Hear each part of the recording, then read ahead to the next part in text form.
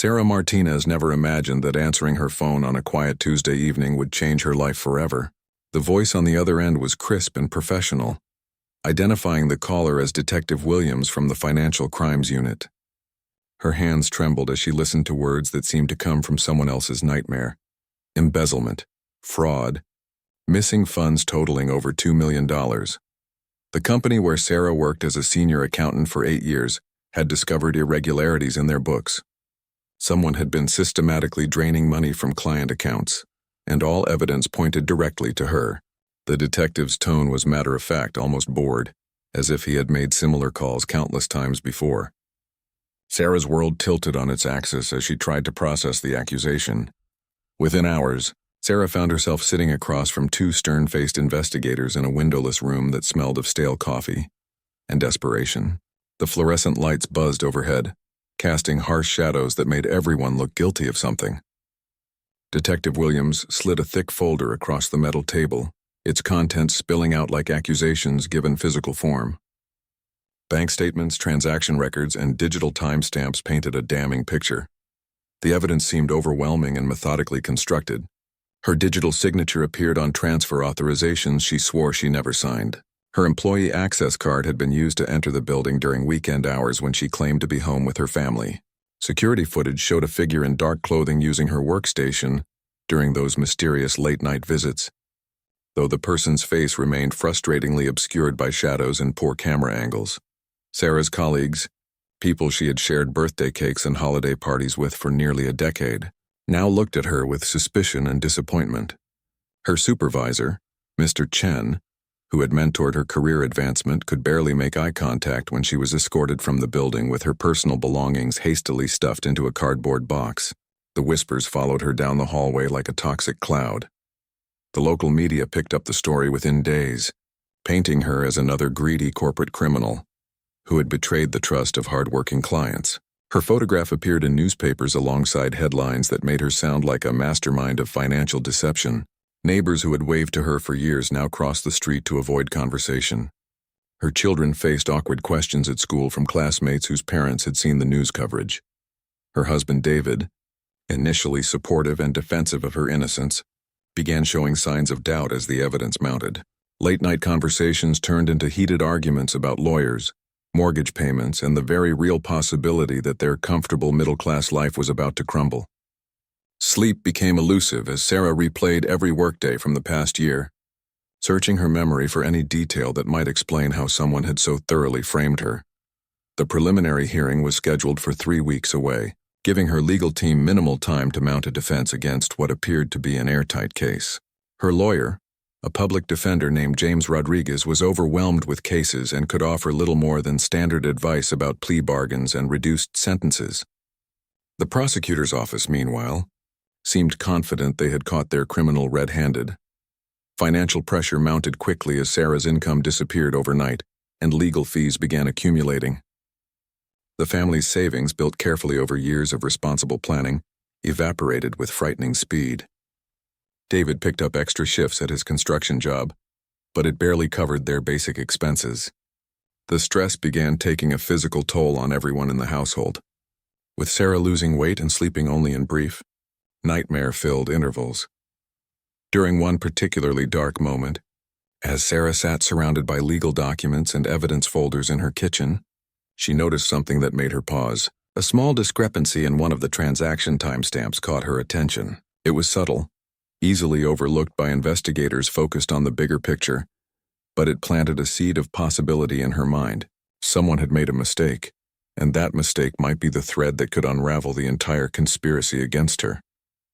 The realization hit her like a bolt of lightning. If she was being framed, then someone else was the real thief, someone clever enough to manipulate computer systems and forge digital signatures, but perhaps not quite clever enough to cover every trace of their deception. Sarah's despair began transforming into something more dangerous for her accusers: determination. She would not go down without a fight, and she would not let the real criminal escape justice while she paid the price for their crimes. Sarah's transformation from victim to investigator began with that single timestamp discrepancy. While her lawyer focused on procedural defenses, she dove deep into the digital evidence with the intensity of someone fighting for their life. Working from her kitchen table turned makeshift command center, she spread out printouts, transaction records, and timeline charts like a detective mapping a complex case. The timestamp that had caught her attention showed a transfer authorization occurring at 2:47 a.m. on a Tuesday night. According to the prosecution's timeline, this was when Sarah had allegedly accessed the system to steal another $50,000 from a client account. But Sarah remembered that particular Tuesday with crystal clarity, because it was the night her daughter Emma had suffered a severe asthma attack, requiring an emergency room visit that lasted until 6 a.m. Hospital records, insurance claims, and even parking receipts from the emergency room validated her presence there during the alleged crime. More importantly, the hospital's security cameras captured her in the waiting room at the exact time the theft supposedly occurred. This wasn't just an alibi. It was proof that someone else had used her credentials to access the company's financial system. Armed with this discovery, Sarah began examining every transaction more carefully. She noticed patterns that the original investigators had missed or dismissed. The thefts always occurred during specific time windows when certain security protocols were relaxed. The amounts stolen followed a pattern that suggested intimate knowledge of the company's detection thresholds. Most tellingly, the digital signatures, while appearing legitimate on the surface, contained subtle formatting differences when examined closely. Her breakthrough came when she discovered that the company's IT security logs had been selectively edited. Someone with administrative access had deleted specific entries while leaving others intact, creating gaps in the digital timeline.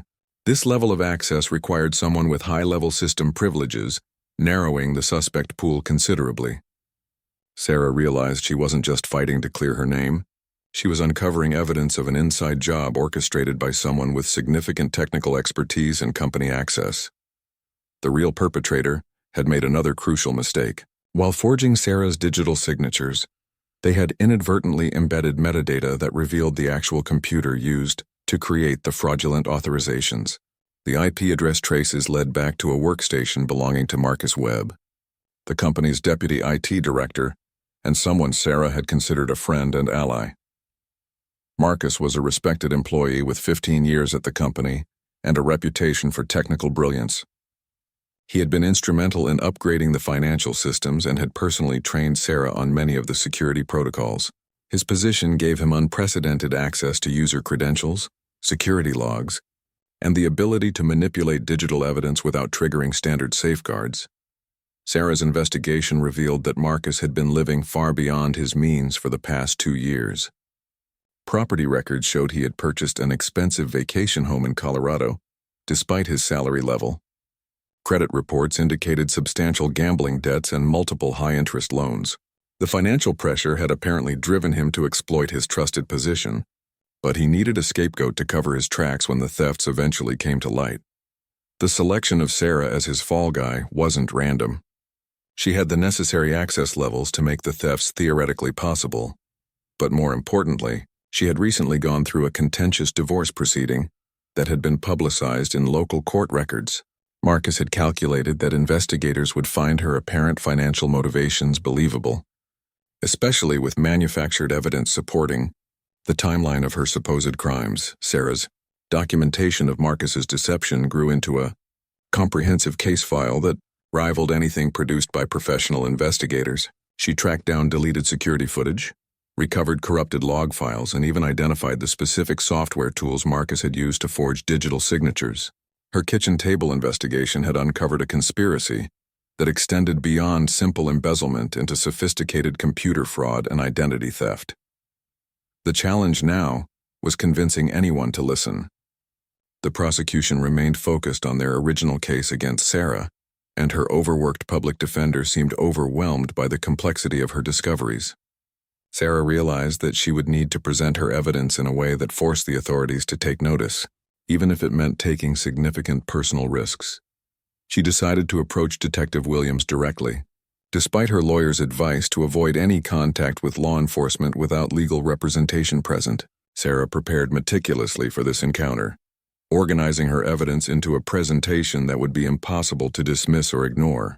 She had learned that in cases of sophisticated fraud, the person who controlled the narrative often determined the outcome. Her meeting with Detective Williams was scheduled for the following Monday morning, just days before her preliminary hearing.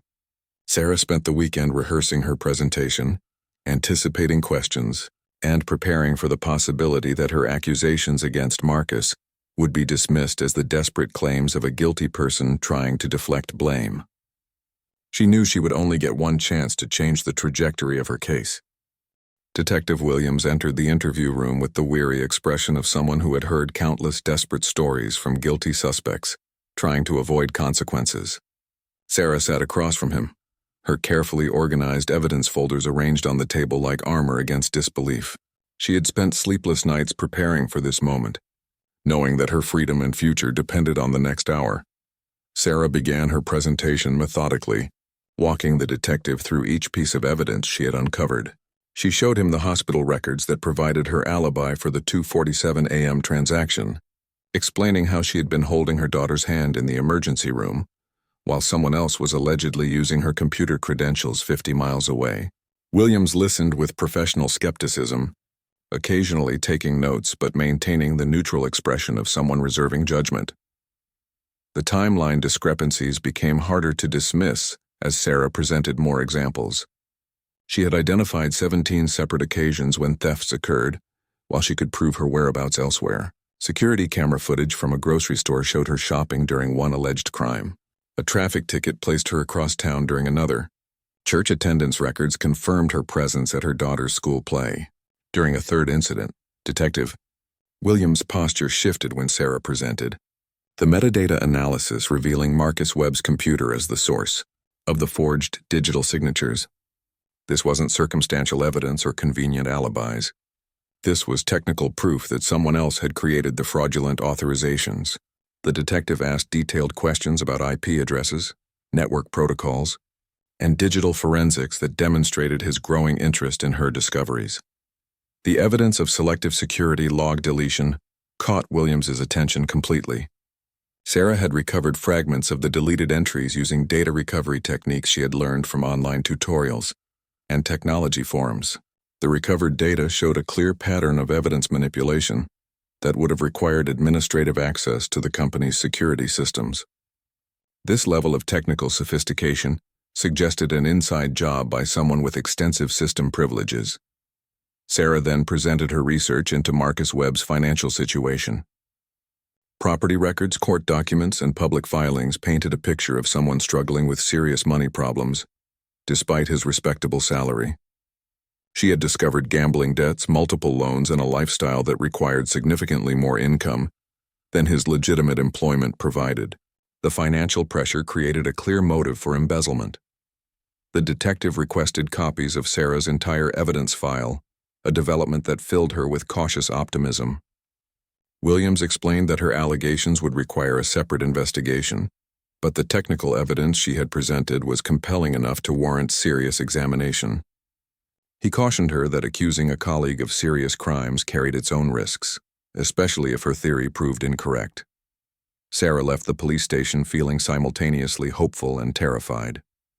She had presented her case as effectively as possible, but now she faced the dangerous period of waiting, while investigators decided whether to pursue her leads.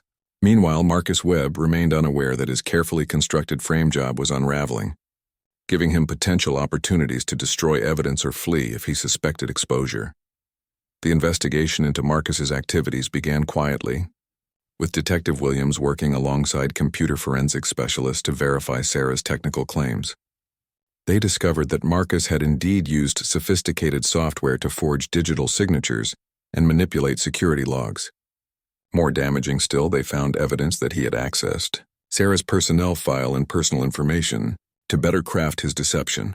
Surveillance of Marcus's activities revealed behavior consistent with someone under extreme stress. He had been making frequent trips to an offshore bank, liquidating assets and researching countries without extradition treaties. His online activity showed searches for identity change services and international money transfer systems. The investigation suggested that Marcus was preparing to disappear with his stolen funds, leaving Sarah to face the consequences of his crimes. The breakthrough came when investigators discovered Marcus's backup computer hidden in his home office. Despite his technical expertise, He had made the classic criminal mistake of keeping detailed records of his illegal activities. The computer contained step-by-step documentation of how he had manipulated the financial systems, forged Sarah's digital signatures, and planted evidence to implicate her in his crimes. Marcus's own files revealed the calculated nature of his scheme. He had specifically chosen Sarah as his scapegoat because her recent divorce had created apparent financial motivation, and her access levels made the thefts technically possible. His notes showed months of planning, including practice sessions where he perfected the technique of forging her digital signatures and learning her work patterns to time the thefts appropriately. The evidence was overwhelming and undeniable. Marcus Webb had stolen over $2 million from client accounts while systematically framing an innocent colleague for his crimes. His technical skills had initially made the deception appear flawless, but his arrogance and poor operational security had left a trail of digital evidence that exposed every aspect of his criminal conspiracy. Detective Williams contacted Sarah on a Thursday morning with news that would change everything. The charges against her were being dropped immediately, and Marcus Webb was being arrested on multiple felony counts including embezzlement, computer fraud, and identity theft. Sarah's nightmare was ending, but Marcus's was just beginning as he faced the consequences of his elaborate deception. Marcus Webb's arrest sent shockwaves through the entire company and the broader community that had been following Sarah's case. The man who had been viewed as a trusted technology expert and respected colleague was led away in handcuffs while his coworkers watched in stunned disbelief. The same local media outlets that had painted Sarah as a corporate criminal now scrambled to report on the dramatic reversal that revealed the real perpetrator. Sarah experienced a complex mixture of vindication and exhaustion as news of Marcus's arrest spread. The relief of having her innocence proven was overwhelming, but the emotional toll of weeks spent fighting for her reputation and freedom had left deep scars. She found herself crying unexpectedly at random moments, releasing tension that had been building for months as she faced what seemed like insurmountable accusations. The company's leadership faced their own crisis as the full scope of Marcus's deception became public knowledge. Their financial systems had been compromised by a trusted insider, and they had nearly prosecuted an innocent employee based on fabricated evidence. The potential liability from wrongful prosecution, combined with the actual financial losses from the embezzlement, created serious legal and public relations challenges for the organization.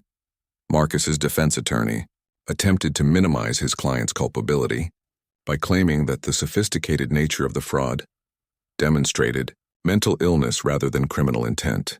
The lawyer argued that Marcus had suffered a psychological breakdown that impaired his judgment and moral reasoning. However, the detailed planning documents found on his backup computer contradicted any claims of impaired mental capacity or spontaneous criminal behavior. Sarah's public defender, James Rodriguez, was replaced by a prominent criminal defense attorney who specialized in wrongful prosecution cases. The new lawyer immediately began preparing a civil lawsuit against both the company and law enforcement agencies for their failure to properly investigate the original allegations. The potential damages included lost wages, emotional distress, legal fees, and damage to Sarah's professional reputation. The financial impact on Sarah's family had been devastating during the months of legal uncertainty. Their savings were depleted. David had exhausted his vacation time and sick leave to attend court hearings, and their children had suffered academically and socially due to the stress at home. The wrongful prosecution had created wounds that would take years to heal, even with Marcus's guilt now established beyond doubt. Media attention shifted dramatically as reporters, who had initially portrayed Sarah as a white-collar criminal, now sought interviews about her amateur detective work that had exposed the real perpetrator. National news programs expressed interest in her story as an example of how innocent people could fight back against sophisticated frame jobs. Sarah found herself reluctantly thrust into the spotlight as a symbol of perseverance against injustice. Marcus's court appearances revealed additional details about his criminal scheme that made his betrayal even more shocking. Prosecutors disclosed that he had not only stolen money and framed Sarah, but had also been selling confidential client information to competitor companies. His crimes extended far beyond embezzlement into corporate espionage and breach of fiduciary duty, potentially affecting hundreds of clients and business partners. The investigation into Marcus's activities uncovered a pattern of escalating criminal behavior that had gone undetected for nearly 3 years. He had started with small thefts that stayed below the company's detection thresholds, gradually increasing the amounts as he became more confident in his ability to manipulate the security systems. His selection of Sarah as a scapegoat had been planned for months before the first major theft that would trigger a formal investigation. Sarah's former colleagues began reaching out with apologies and expressions of support, though many admitted they had harbored doubts about her guilt, even when the evidence seemed overwhelming.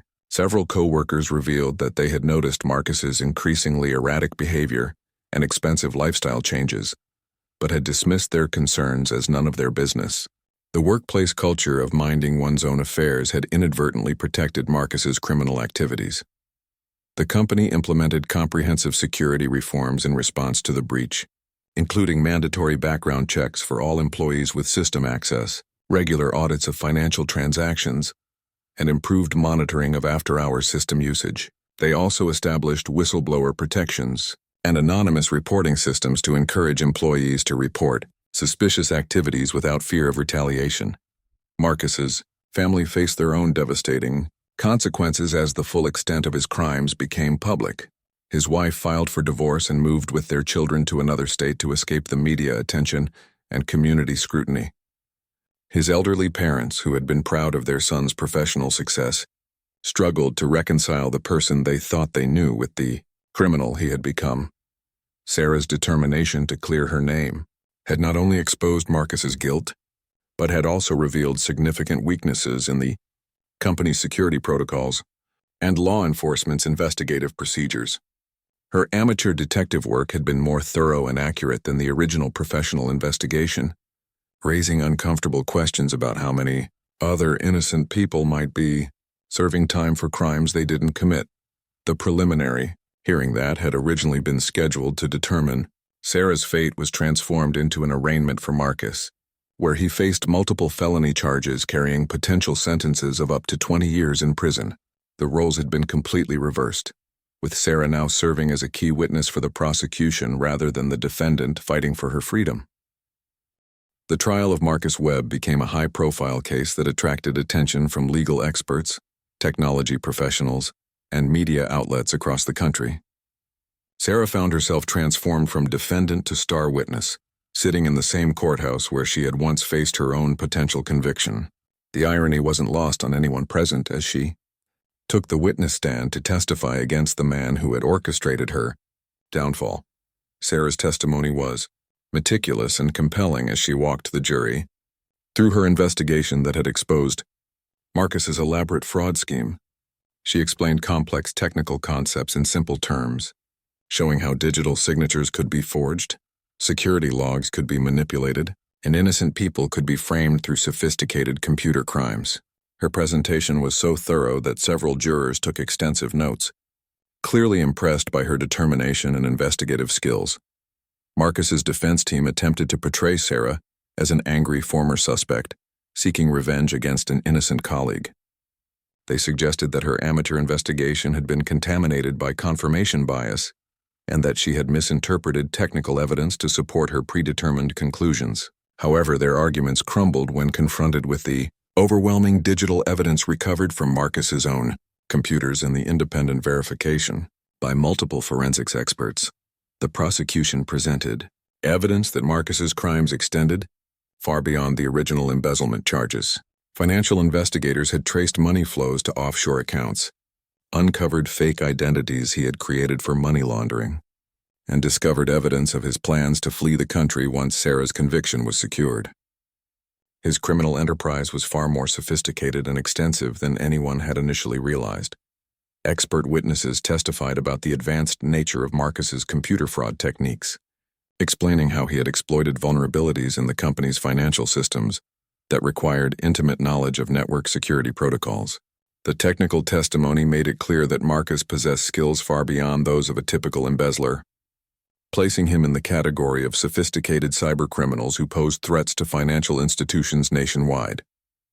Sarah's family attended every day of the trial, finally able to show their faces in public without shame or embarrassment.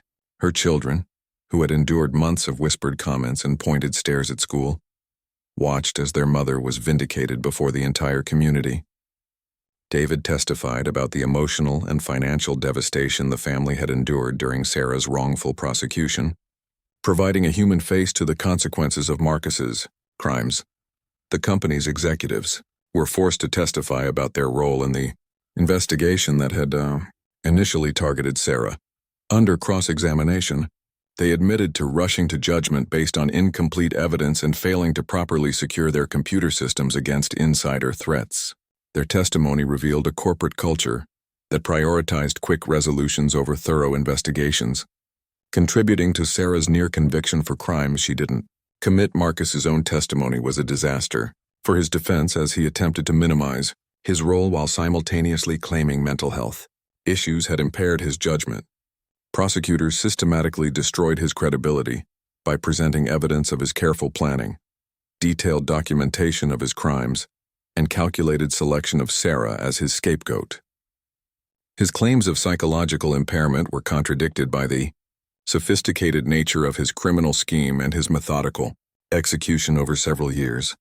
The trial revealed disturbing details about how Marcus had studied Sarah's personal life to make his frame job more believable. He had accessed her personnel files, reviewed her financial records, and even monitored her social media accounts to better understand her vulnerabilities. This invasion of privacy added stalking and harassment charges to his growing list of criminal offenses. Computer forensics experts demonstrated how Marcus had used advanced software tools to forge digital signatures and manipulate audit trails. They showed the jury actual examples of his forged documents alongside legitimate ones, highlighting the subtle differences that only trained experts could detect. The presentation made it clear that Sarah's amateur investigation had uncovered evidence that professional investigators had initially missed. The prosecution's case was strengthened by testimony from other employees who had noticed Marcus's suspicious behavior but had failed to report their concerns. Several witnesses described his increasingly expensive lifestyle, erratic work patterns, and nervous behavior during the period when the investigation was focusing on Sarah. Their testimony painted a picture of someone under extreme stress who knew his crimes were about to be exposed. Sarah's legal team used the trial as an opportunity to document the damages she had suffered during her wrongful prosecution. Expert witnesses testified about the long-term career impact of being publicly accused of embezzlement, the psychological trauma of facing potential imprisonment, and the financial devastation caused by legal fees and lost income. The testimony laid the groundwork for substantial civil litigation against multiple parties. Marcus's attempts to plea bargain had been rejected by prosecutors who viewed his crimes as particularly egregious due to his betrayal of trust and the harm inflicted on an innocent colleague. The prosecution sought maximum sentences on all charges, arguing that Marcus represented a threat to financial institutions and innocent employees everywhere. His sophisticated technical skills made him a dangerous criminal who could easily repeat his crimes in different settings. The trial lasted 3 weeks and generated daily headlines as new details about Marcus's crimes emerged. Legal commentators noted that the case represented a new category of cybercrime where insider threats could frame innocent colleagues while stealing millions of dollars. The implications for corporate security and employee protection were discussed extensively in business and technology publications. As closing arguments approached, it became clear that Marcus's conviction was virtually certain. The evidence against him was overwhelming. His defense had failed to create reasonable doubt, and Sarah's credibility as an accidental detective had been firmly established. The only remaining question was whether he would receive the maximum sentence for his unprecedented betrayal of trust and deliberate destruction of an innocent person's life. The jury deliberated for less than 4 hours before returning with guilty verdicts on all charges against Marcus Webb. The speed of their decision reflected the overwhelming nature of the evidence and the clarity of Sarah's investigative work that had exposed his crimes. As the foreman read each guilty verdict aloud, Sarah felt a mixture of relief and vindication that had been building for nearly a year of fighting to clear her name. Marcus showed no emotion as the verdicts were announced, sitting rigidly beside his attorneys as his carefully constructed world collapsed around him. The man who had once been respected for his technical expertise and trusted with sensitive financial systems was now facing decades in federal prison for his sophisticated criminal enterprise. His betrayal of Sarah and his company would define the remainder of his life. Judge Henderson scheduled sentencing for 6 weeks later, allowing time for pre-sentence investigations and victim impact statements. Sarah spent those weeks working with victim advocates to document the full scope of damage Marcus's crimes had inflicted on her family, her career, and her community standing. The emotional toll alone would require years of therapy and rebuilding trust in professional relationships. The sentencing hearing drew a packed courtroom as Sarah prepared to deliver her victim impact statement. She had written and rewritten her remarks countless times, struggling to capture the magnitude of what Marcus's deception had cost her family. Standing before the judge who would determine Marcus's fate, she spoke with quiet dignity about the months of fear, humiliation, and financial devastation they had endured. Sarah's statement was powerful and emotional as she described watching her children suffer at school, seeing her marriage strain under the pressure of potential imprisonment, and experiencing the betrayal of colleagues who had assumed her guilt. She spoke about sleepless nights spent researching legal defenses and the desperation of knowing that an innocent person could be convicted based on fabricated evidence. Her words left many observers in tears and clearly affected the judge. Marcus's own statement at sentencing was brief and inadequate, offering generic apologies that failed to acknowledge the specific harm he had caused. He claimed to be remorseful but focused primarily on his own mental health struggles and financial pressures, rather than taking full responsibility for his calculated crimes. His apparent lack of genuine remorse influenced the judge's final decision about his sentence. Judge Henderson delivered a harsh sentence that reflected both the severity of Marcus's crimes and his abuse of trust as a corporate insider. She sentenced him to 18 years in federal prison, followed by 5 years of supervised probation. The sentence included full restitution to the company and Sarah's family, though recovering the stolen money from hidden offshore accounts would take years of additional legal proceedings. The company faced their own consequences, as Sarah's civil lawsuit moved forward with overwhelming evidence of their negligent investigation and rush to judgment. Her attorneys argued that the company's failure to properly secure their systems and their willingness to prosecute an employee based on incomplete evidence created liability for millions of dollars in damages. Settlement negotiations began immediately after Marcus's conviction. Sarah's legal team also pursued claims against law enforcement agencies that had failed to properly investigate the original allegations. The case highlighted serious deficiencies in how financial crimes were investigated, particularly when sophisticated computer fraud was involved. Police departments across the country began reviewing their cybercrime investigation protocols to avoid similar mistakes. The FBI launched their own investigation into Marcus's activities to determine if his crimes extended to other companies or involved additional co-conspirators. His technical skills and access to financial networks raised concerns that he might have been part of a larger criminal organization targeting corporate accounts. The investigation expanded to include his contacts in the gambling and cryptocurrency communities where he had hidden his stolen funds. Sarah's return to work was complicated by the changed dynamics with colleagues who had initially believed in her guilt. While most offered sincere apologies and support, the workplace relationships would never be quite the same.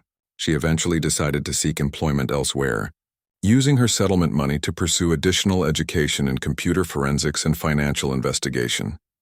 The case became a teaching example in law schools and business programs across the country, illustrating how insider threats could manipulate both computer systems and human psychology to commit sophisticated crimes. Sarah was invited to speak at conferences about her experience, becoming an unexpected expert on recognizing and investigating financial fraud.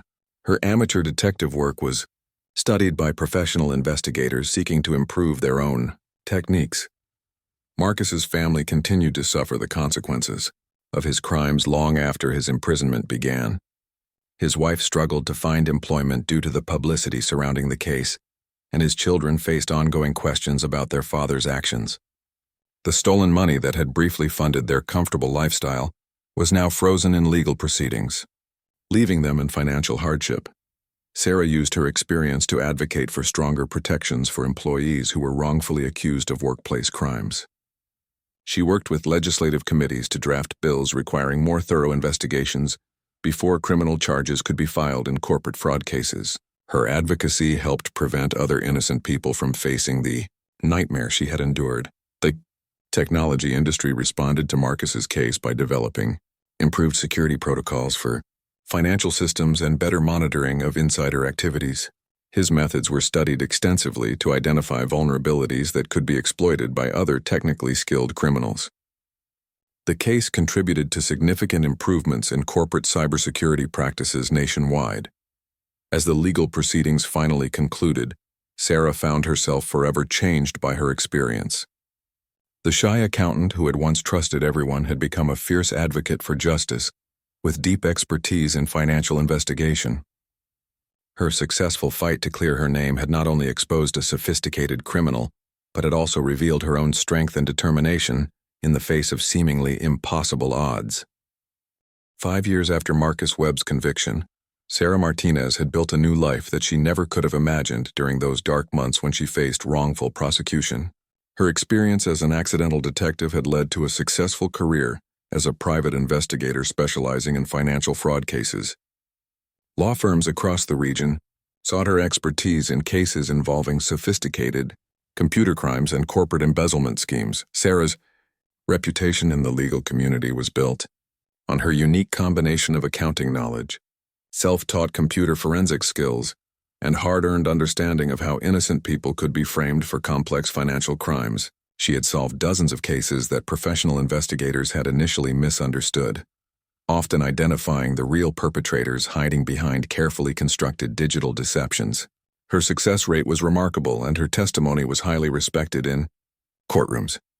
The financial settlement from her wrongful prosecution lawsuit had provided the resources for Sarah to complete advanced training in cybersecurity and digital forensics. She earned certifications that were typically reserved for career law enforcement officers and technology professionals.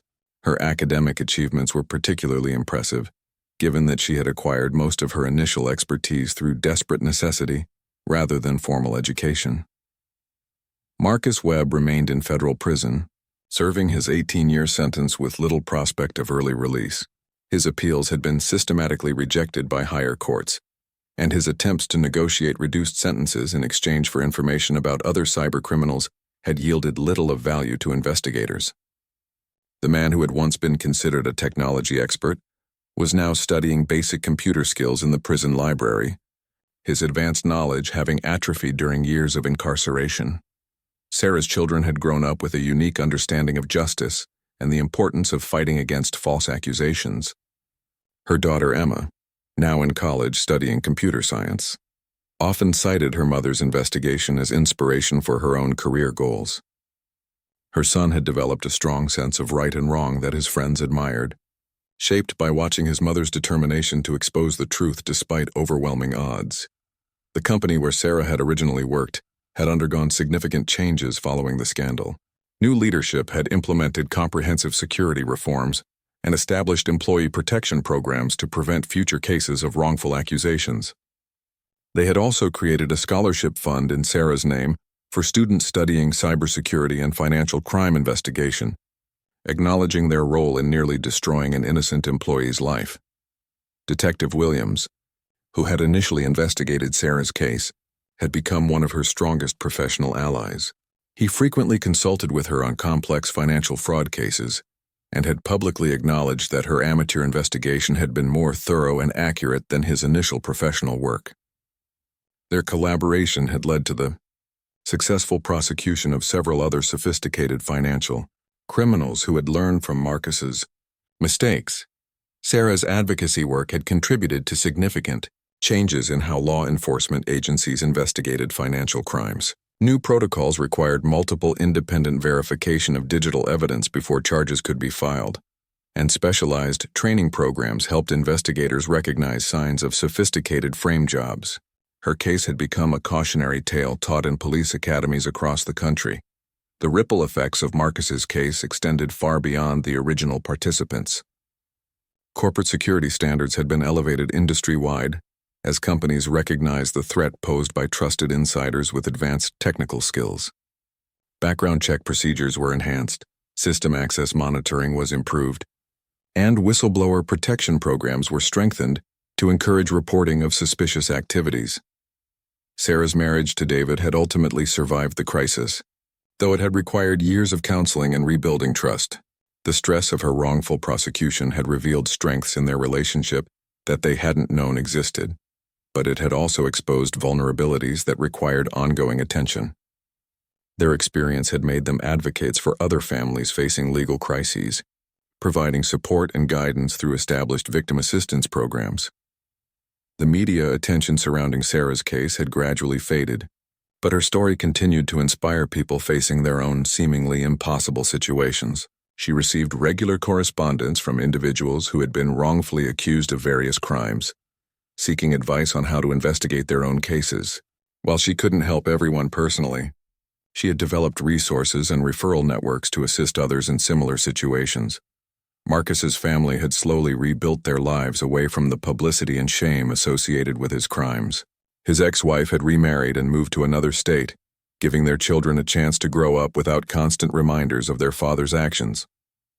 The children maintained minimal contact with Marcus, visiting him occasionally but building their identities separate from his criminal legacy. Sarah's transformation from victim to expert had created unexpected opportunities beyond her private investigation work. She had written a book about her experience that became required reading in criminal justice programs, and she regularly spoke at conferences about recognizing and investigating sophisticated fraud schemes. Her story had become a symbol of how determination and careful analysis could overcome even the most convincing false evidence. The technology used by Marcus to commit his crimes had evolved significantly, but so had the detection methods inspired by Sarah's amateur investigation. Financial institutions now employed advanced monitoring systems that could identify the subtle patterns she had originally discovered through manual analysis. Her techniques had been automated and scaled to protect millions of accounts from similar insider threats. Looking back on the nightmare that had nearly destroyed her life, Sarah recognized that it had ultimately led to a more meaningful and impactful career than she ever could have planned. Her wrongful prosecution had been devastating, but her response to it had created positive changes that extended far beyond her personal vindication. She had transformed from a quiet accountant into a respected expert whose work protected innocent people and exposed sophisticated criminals. The final chapter of Sarah's story was still being written as she continued to solve complex cases and advocate for improvements in the justice system. Her experience had taught her that truth could be obscured by technology and manipulation, but it could never be permanently hidden from someone determined enough to find it. She had proven that ordinary people facing extraordinary accusations could fight back successfully if they refused to accept injustice. Marcus Webb's crimes had been meant to destroy Sarah Martinez and steal millions of dollars through sophisticated technical deception. Instead, his actions had created one of the most effective financial crime investigators in the country and led to systemic improvements that protected countless future victims. The man who thought he was clever enough to frame an innocent colleague had ultimately been outsmarted by the very person he had tried to destroy, proving that determination and careful investigation could triumph over even the most elaborate criminal schemes.